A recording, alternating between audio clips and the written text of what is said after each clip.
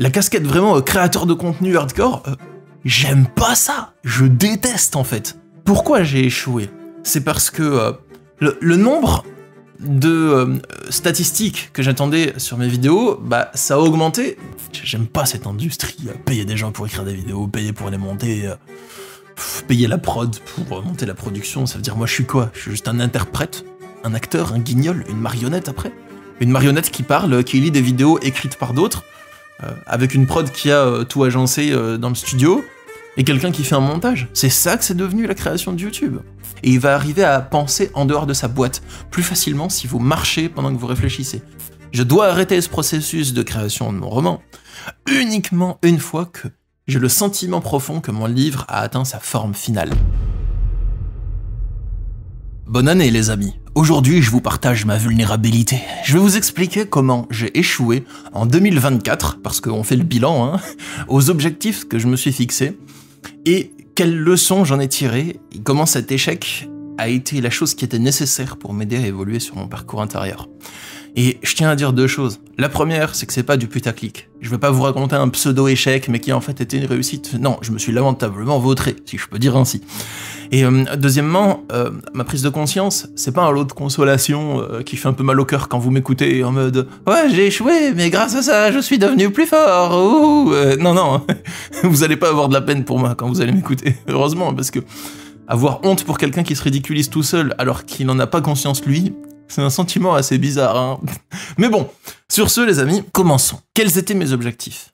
En 2024, en emménageant dans mon nouveau logement, je me suis dit ok, mon objectif ça va être de faire décoller mes 2 chaînes YouTube. Et pour ça, mon plan, c'était de faire des vidéos qui étaient longues. Des vidéos longues, très travaillées, qui sont très intéressantes, qui sont très bien faites, hein. Quand je regarde ces vidéos que j'ai faites, je me dis waouh, c'est du lourd, le montage, si, l'écriture, si, c'est bien joué.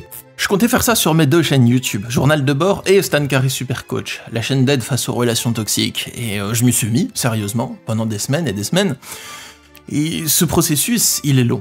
Créer une vidéo comme je faisais, là, les vidéos de 45-50 minutes avec un montage super dynamique et des vidéos qui sont super bien écrites, ça me prend 1 semaine à faire la vidéo. 1 semaine pour créer une vidéo. Bon, je fais des consultations entre temps, mais en dehors des consultations, sinon je fais que ça et consultations pendant 1 semaine. Et je produis la vidéo. Alors, il y avait un monteur qui m'aidait sur les vidéos, d'ailleurs, big up à lui, si on regarde celle-ci, mais c'était pas suffisant pour moi. Il pouvait pas monter toutes mes vidéos, parce que je devais en sortir toutes les 2 semaines, et il avait pas forcément le temps de toutes les monter, et il fallait que j'en fasse aussi, parce que j'avais une certaine vision pour certaines vidéos, bon, bref, il fallait que je consacre énormément de temps. Et même si le monteur m'aidait, c'était quand même trop pour moi. Ok, le montage ça me prenait 3 jours, mais sinon il y a l'écriture et le tournage. Et l'écriture d'une vidéo comme ça me faisait 8 pages de texte que je devais relire et retravailler. C'était des vidéos entièrement scriptées. Vous le remarquez peut-être pas parce que j'ai l'habitude de parler devant une caméra. Donc des vidéos scriptées, vous remarquez peut-être pas que c'est scripté, à part si vous avez vraiment l'oreille exercée, mais sinon ça se capte pas.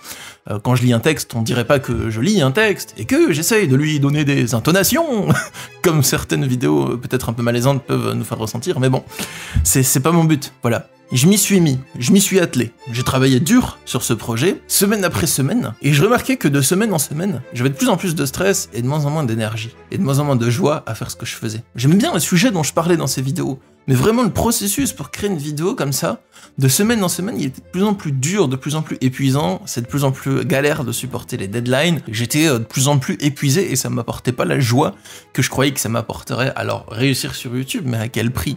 Alors oui, je pourrais payer un gars pour écrire mes vidéos, je pourrais payer quelqu'un pour toutes les monter, mais franchement les amis, je me rends compte que j'ai la flemme. Et pas une flemme de procrastinateur, parce que j'en suis pas un, je travaille dur tous les jours, mais pour ça, je vous jure que j'ai la flemme de ces morts. C'est pas dans mon âme, c'est pas le truc qui m'anime. Alors j'aime vous faire des vidéos, là j'aime faire ce que je fais aujourd'hui en tournant cette vidéo, mais créer des vidéos de cette manière-là, les amis, c'était trop pour moi. Je réalise quelque chose d'important, parce que ce processus, j'ai dû le lâcher. Vous l'avez remarqué probablement si vous avez suivi ma chaîne Journal de bord pendant cette année, il y a eu des vidéos super méga travaillées, et puis après, ça s'est arrêté. J'ai réalisé un truc important sur moi. Cette chose, c'est que, en fait, j'aime pas être créateur de contenu sur internet, ou influenceur, ou ce genre de truc. C'est pas mon truc. Alors, j'aime vous faire des vidéos sur Journal de bord, j'aime poster des images avec un texte, des partages de mes pensées, voilà, sur mes réseaux sociaux, mais c'est tout. J'aime pas étudier l'algorithme, j'aime pas percer dans l'algorithme, j'aime pas faire la course aux vues, j'aime pas tout ça, mais j'aime pas du tout, je déteste ça. Donc, créer des vidéos comme je vous fais, là, tranquillou, chill, on fait une petite vidéo, on parle entre nous, c'est cool, mais la casquette vraiment créateur de contenu hardcore, j'aime pas ça, je déteste en fait. Et pourquoi j'ai échoué? C'est parce que le nombre de statistiques que j'attendais sur mes vidéos, bah ça a augmenté, mais pas au rythme où je voulais, et c'est normal, voilà, c'est comme ça que la vie fonctionne, c'est normal. Au fur et à mesure, j'arrivais plus à tenir ce rythme, et j'ai dû arrêter de tenir ce rythme. Donc ça a vraiment été un échec parce que j'ai dû abandonner ce projet en cours de route, et fonctionner de manière totalement différente. Alors j'ai entamé une remise en question professionnelle, une grosse remise en question professionnelle. Qu'est-ce que je veux faire? Je suis encore plus ou moins jeune, enfin j'ai 31 ans maintenant, pas aujourd'hui, c'est pas mon anniversaire les amis. Je sais parce que chaque fois que je dis j'ai 31 ans dans une vidéo, j'ai plein de gentils messages de bon anniversaire, donc merci les amis, mais je suis né le 27 mars, d'accord? Donc voilà, quand je dis j'ai 31 ans, c'est juste pour parler de mon âge, c'est pas pour dire que c'est mon anniversaire aujourd'hui. Ma remise en question, elle a duré plusieurs mois, et je me demandais qu'est-ce que je vais faire, c'est quoi la nouvelle direction que je prends dans ma vie? Alors déjà, pour la manière dont je fais les vidéos, à petite échelle, hein, c'est pas la grosse remise en question, mais voilà, je me suis dit déjà je veux retourner en nature. Ça va me faire plus de bien d'aller en nature. C'est ce que j'ai fait, et je compte y retourner encore. Hein. Là, c'est pas fini de faire des vidéos en nature, c'est juste que là, aujourd'hui, ça m'arrange de la tourner en intérieur. Mais je compte retourner en nature, en forêt, pour vous tourner des jolies vidéos. Ça m'a fait beaucoup de bien, j'ai adoré, j'ai trouvé ça super inspirant, les vidéos en forêt. Et vous avez adoré aussi. En général, j'ai plein de gentils retours qui disent que le décor est beau, que ça fait du bien à la forêt, que ça change et tout et tout. Donc ça fait plaisir, et moi, ça me donne de la pêche. Ça me rappelle aussi le passé quand j'allais à Sète, quand j'habitais à Sète, et je me levais le matin super tôt pour aller à la mer ou sur le Mont Saint-Clair, la colline avec le panoramique de la ville. Et pour vous tourner des vidéos, bah là c'est pareil, je me lève super tôt, je prends mon trépied, je prends mon sac à dos, de l'eau, un petit paquet de gâteaux, je vais en forêt, je tourne des vidéos, j'aime bien, ça me redonne de la joie à créer. Et ensuite, j'étais un peu perdu, professionnellement parlant, parce que j'aime faire des consultations, les vidéos comme ça, j'aime bien, mais je me posais plein de questions. Où je vais? C'est quoi la suite? Je peux encore changer de voix s'il le faut, parce que je ressens moins de joie dans la création de vidéos comme ça. Ma remise en question, elle m'a amené à marcher dans la nature, parce que ça aide à trouver des nouvelles idées, avec le contact des pieds avec le sol, qui fait circuler le sang différemment, ça donne une nouvelle manière de réfléchir, et marcher dans la nature, ça aide le cerveau à être plus créatif dans le sens où il va créer des nouvelles idées, et il va arriver à penser en dehors de sa boîte, plus facilement si vous marchez pendant que vous réfléchissez. Et je l'ai fait selon les conseils d'une amie qui est bioénergéticienne aussi, qui, quand j'ai pris quelques consultations avec elle, à chaque fois elle me disait « Ouais, alors va marcher dans la nature », et elle me l'a rappelé plein de fois, peut-être 3 ou 4 au total, et en fait c'était un conseil béni qui m'a trop aidé. Ma remise en question m'a aussi amené à voyager, un peu. Je suis resté en France, principalement cette année, je fais quelques voyages avec des potes en Allemagne, pour des loisirs, mais sinon, je suis resté principalement en France, parce que je me suis dit, ouais, je vais rester en France pour travailler, pour créer des vidéos, parce que voyager beaucoup, bah, mon rythme de création de vidéos nécessitait trop de travail pour ça. Et je sens que j'ai besoin de me sédentariser temporairement, avant de reprendre des périodes de voyage, prochainement. J'ai voyagé en France, donc je suis allé rejoindre une amie dans le sud de la France, et pendant que j'étais dans le train, j'ai eu des idées qui se sont téléchargées dans mon esprit. Et j'ai sorti mon cahier, mon stylo, et j'ai commencé à gratter de manière frénétique, j'ai gratté 10 pages d'idées, et c'était des idées d'un scénario de roman. J'ai noté toutes ces idées, je suis sorti du train, j'ai continué à noter ces idées assis à l'arrache dans la gare, sur un bout de siège, à noter mes idées. Et troisièmement, cette remise en question m'a amené à faire un long travail pour définir ce que je veux vraiment dans ma vie. C'était le plus dur, ça, savoir ce que je veux vraiment. Mais quand j'ai réussi à définir mes désirs que je voulais vraiment, j'ai compris des choses. J'ai compris, de une, que ma carrière d'écrivain, c'est ça qui m'apporte le plus de joie. Alors, tourner des vidéos sur Journal de bord, ça m'apporte de la joie aussi. Là, j'aime ce que je fais maintenant. Vous recevoir en consultation, j'aime ça aussi. Parce que à chaque consultation, je ne pense pas. Je suis pas dans des réflexions, ce genre de choses. Je suis uniquement dans le moment présent, concentré pour vous aider. Donc, c'est un moment qui est vibrant, qui est vivant, et je suis entièrement là. Quand la consultation s'arrête, je reprends le reste de la journée. Mais c'est quelque chose qui est très stimulant, et j'aime vous accompagner en coaching. C'est quelque chose que j'aime faire. Mais je me suis rendu compte que dans mes projets à long terme, ce qui me fait le plus de joie, c'est développer ma carrière d'écrivain. quel que soit le livre à écrire, que ce soit une histoire, un récit, donc, ou un livre de développement perso, de connaissance de soi, ou un mix des deux. J'ai compris ça, et à ce moment où j'ai fait cette remise en question et ce travail intérieur plusieurs mois plus tard, j'ai ressorti de mon chapeau l'idée de mon roman et je me suis dit, ah ouais, mais en fait, j'avais mon idée de roman, et c'est une bonne idée. Ça fait plusieurs mois que je l'ai notée, mais je l'aime toujours cette idée. Et je sens qu'elle est toujours bien et que j'ai toujours envie de la réaliser. Et je me suis lancé dans la création de mon roman. Et j'y suis encore aujourd'hui. Ça fait presque 5 mois que je travaille à 80% de mon temps de travail sur le roman. Et j'ai pas fini. Il me reste, je sais pas, peut-être 3-4 mois de travail, un truc comme ça, je dirais. Je suis pas sûr. Mais c'est tellement long, je m'y attendais pas. Et à partir du moment où je me suis dit, ok, c'est ma carrière d'écrivain que je veux prioriser, j'ai entamé 2 projets. Le premier, c'est un livre d'aide sur les relations toxiques. Je me suis dit que ce livre, ce serait un très bon héritage. Héritage dans le sens où je vais vraiment transmettre tout ce que j'ai à transmettre dessus. Et j'ai dit ce que j'avais à dire dans des livres sur les relations toxiques. Peut-être que j'en serai amené à en reparler un jour, mais bon, bref, pour l'instant, c'est ça. Ce livre, il est édité chez Pictos, Améthyste Édition, c'est mon éditeur actuel, et ils vont le sortir en mars. Le 10 mars, il me semble, il y a mon super livre sur les relations toxiques qui va sortir. Je vous dis pas vraiment comment il va s'articuler, quelle va être la forme du livre, mais vous le découvrirez et je pense qu'il va être très bien. J'ai d'abord entamé ce projet par rapport à ma carrière d'écrivain. Une fois que ce projet a été terminé, et que j'ai bien travaillé dessus avec les feedbacks et la collaboration de mon éditeur, que j'adore, eh bien, je suis passé à mon deuxième projet. Ce deuxième projet, c'est la création de mon roman. Au moment où je tourne cette vidéo, on est le 28 décembre, moi je vous la posterai 3-4 jours plus tard, le temps de faire le montage et tout, je suis à presque 5 mois de travail intensif sur ce roman. Et il est loin d'être fini. Et si je travaille comme ça, c'est parce que j'ai un grand projet avec. Rappelez-vous les amis, je veux développer ma carrière d'écrivain. Ça veut dire que, comme le dit Busta Rhymes, pas le temps d'être un débutant. Il faut direct jouer dans la cour des grands. Je veux créer un putain de bon livre. Et je veux pas créer un roman vite fait où je raconte une petite histoire. Non, je veux créer un putain de bon récit. Et j'y suis. Il est puissant, mon livre. Et il est en train d'être dans le four, de se développer petit à petit. Mais quand je me suis lancé dans la quête, dans l'aventure d'écrire un roman, je m'attendais pas à ce que ce soit aussi puissant. Je m'attendais pas à avoir autant de choses à comprendre, à connaître, à découvrir. Moi qui avais l'habitude d'écrire des livres de développement personnel, j'en ai déjà écrit 6, je me suis dit, bon, ça va être un peu le même processus. Et non, ça n'a rien à voir, c'est tellement plus grand, tellement plus de travail. Mais ça me fait vibrer. D'ailleurs, je pense que vous le sentez quand j'en parle, j'ai l'air vivant là, non? Mais voilà. J'ai réussi à me reconnecter à ce qui faisait de la joie en moi.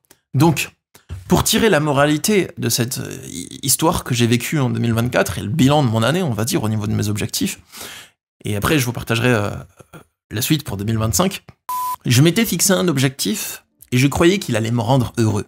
Cet objectif, c'était de faire un certain format de vidéo pour réussir sur ma chaîne YouTube, Journal de bord.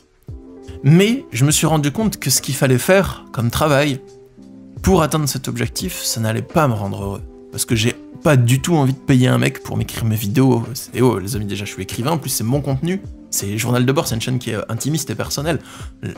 Fuck, voilà. Et j'ai pas envie de rentrer là-dedans, en fait. J'aime pas cette industrie. Payer des gens pour écrire des vidéos, payer pour les monter, payer la prod pour monter la production. Ça veut dire, moi, je suis quoi? Je suis juste un interprète, un acteur, un guignol, une marionnette après.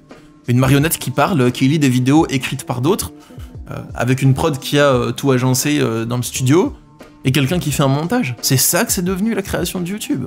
J'emmerde tout ça, moi, je déteste tout ça. Moi, désolé du langage, hein, mais il fallait que ça sorte, ça fait du bien quand ça sort.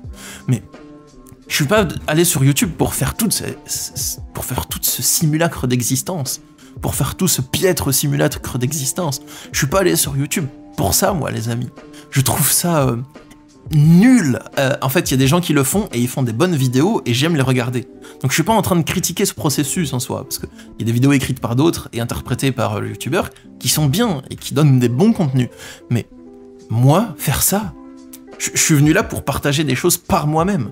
Pas pour être une marionnette à qui quelqu'un écrit mes vidéos, moi je les interprète et ensuite quelqu'un les monte. Je sais pas, être interprète de vidéos sur YouTube, ça fait pas rêver comme métier. Enfin, moi, ça me fait pas rêver. Peut-être c'est le rêve d'autres, mais c'est pas le mien. Putain, ça fait du bien de vous dire tout ça. Waouh. Ah là là, on dirait que j'ai mangé au chinois hier, à volonté. que je me suis gavé comme pas possible, et que là j'ai fait un caca de 5,7 ourax, et que je me sens plus léger. Bon, ça c'est la leçon que j'en ai tirée. Le processus qui me permettait de réaliser cet objectif ne me rend pas heureux. Ensuite, j'ai entamé une introspection pour savoir ce que je voulais vraiment, et j'ai trouvé que ce que je voulais vraiment, c'était faire des vidéos plus simples, quitte à faire moins de vues, mais je m'en fous. Ça, tant que j'interagis avec vous, que j'ai la communauté, que ça grandit tout doucement et tout, on est cool, tout va bien. Continuer les consultations, et surtout, maintenant, me lancer dans la carrière d'écrivain. Et ça, c'est ce que je fais à plein temps, et je kiffe. Les amis, vous allez le voir, je vais le réussir ce projet. Je m'engage à sortir un best-seller. Je sais pas lequel de mes livres ça va être, de mes prochains livres. Je sais pas lequel encore, parce que la vie est un mystère. Mais je m'engage à en sortir un. Je vais tout faire pour y arriver. Et je fais tout pour y arriver. Et je sais que j'apprends énormément vite. Que je suis très compétent là-dedans. Je le sais parce que je grimpe les paliers de connaissances très rapidement, mais parce que j'y consacre énormément de temps et que je progresse énormément dessus. Je me tape des livres de 600 pages de narratologie, je me tape des semaines entières à travailler sur un seul détail de mon livre ou sur un seul processus que vit l'un des personnages dans mon livre. Les amis, j'ai hâte de vous le partager, ce putain de bouquin, mais je sais, je vous le spoil depuis des mois, mais c'est parce que je travaille dessus depuis des mois. Je sais pas quand il sortira, j'en ai aucune idée, et je peux pas me fixer de deadline parce que c'est un processus qui est neuf pour moi. Donc je le connais pas. J'apprends à connaître mon processus de création du livre en même temps que je crée mon livre. C'est un processus inédit, donc je peux pas me dire dans 3 mois j'aurai fini parce que je pense pas. Je sais rien en fait, voilà. Et malgré ça, on pourrait dire que je peux me fixer une deadline et me dire ok, je dois faire le meilleur livre possible dans un nombre de mois précis imparti, mais non, c'est pas ce que je veux. Parce que ce que je veux comme plan pour ce livre-là, c'est pas de créer le meilleur livre possible en tel temps imparti. Je veux créer le meilleur livre possible sans temps imparti. Je dois arrêter ce processus de création de mon roman uniquement une fois que j'ai le sentiment profond que mon livre a atteint sa forme finale. Ça peut prendre du temps. Pour terminer, j'ai 3 choses à vous dire. Premièrement, si vous souhaitez que je vous accompagne individuellement pour vous reconnecter à qui vous êtes réellement, pour savoir ce que vous voulez, quels sont vos rêves, vos désirs, ce qui allume votre âme, ou bien pour dépasser un conflit intérieur qui vous empêche de suivre la voie qui vous épanouit et vous hésitez entre 2 voies, vous êtes déchiré entre les deux, ou encore pour dépasser les freins et les blocages qui vous empêchent d'être en harmonie et en paix intérieure, il y a le lien dans la description pour mes consultations. Deuxièmement, dites-moi en commentaire quels ont été vos objectifs de 2024 si vous vous en étiez fixé, et est-ce que vous les avez atteints? Et quels sont vos objectifs de 2025? Si vous souhaitez partager ça, je vous lirai et je vous répondrai. Je réponds à pratiquement tous les commentaires sur la chaîne Journal de bord. Et dernièrement, quels sont mes objectifs pour 2025? Mes objectifs privés, je sais pas si on peut vraiment parler d'objectifs, mais mes appels, mes élans au niveau de la vie privée, je vais pas forcément vous en parler, peut-être que je vous en parlerai plus tard, mais pour l'instant, ça mijote tranquillement. On va parler des objectifs professionnels, et j'ai 3 objectifs. Premièrement, continuez comme ça sur Journal de bord, vous faire des vidéos, continuez chaque semaine à vous en sortir une ou presque. Deuxièmement, continuez les consultations. Et troisièmement, je veux finir mon livre. Je veux le finir en 2025 et j'espère qu'il sera publié, ou que j'aurai signé un contrat d'édition pour ce livre. Alors oui, je me fixe pas de deadline et tout, on pourrait dire que c'est contradictoire, mais je vois quand même plutôt où j'en suis dans le processus, et même si je peux pas décider quand il sera fini au mois près, je sais que j'en ai pas encore pour 12 mois. Voilà, donc je vais finir mon livre, et mon but c'est de décrocher un contrat d'édition pour ce livre. En 2025, et peut-être qu'il sera déjà publié en fin 2025, hein, ou pas, je n'en ai aucune idée, mais voilà. Je veux un contrat d'édition et pas n'importe lequel. Un bon contrat d'édition, avec une bonne maison d'édition, qui a un bon service de presse, une bonne force de frappe de distribution. Je veux pas n'importe quoi. C'est un livre très important. Attends, les amis, j'aurais passé 9 mois ou 10 mois à créer ce livre. je vais pas en faire n'importe quoi après, vous voyez, c'est comme si vous avez accompli une longue quête pour trouver un diamant. Bon, c'est un diamant brut, hein, il est pas encore taillé, mais c'est un diamant quand même. Vous allez pas le vendre pour 200 balles, vous voyez. Bon, c'est tout. Voici mes objectifs. Rendez-vous l'année prochaine pour savoir si je les ai atteints, dans un an, hein. Voilà, quand je dis l'année prochaine, c'est pas dans quelques jours, c'est dans un an, hein. Mais en attendant, rendez-vous la semaine prochaine pour une prochaine vidéo. Merci de m'avoir écouté les amis, et force à vous dans vos objectifs. Bye.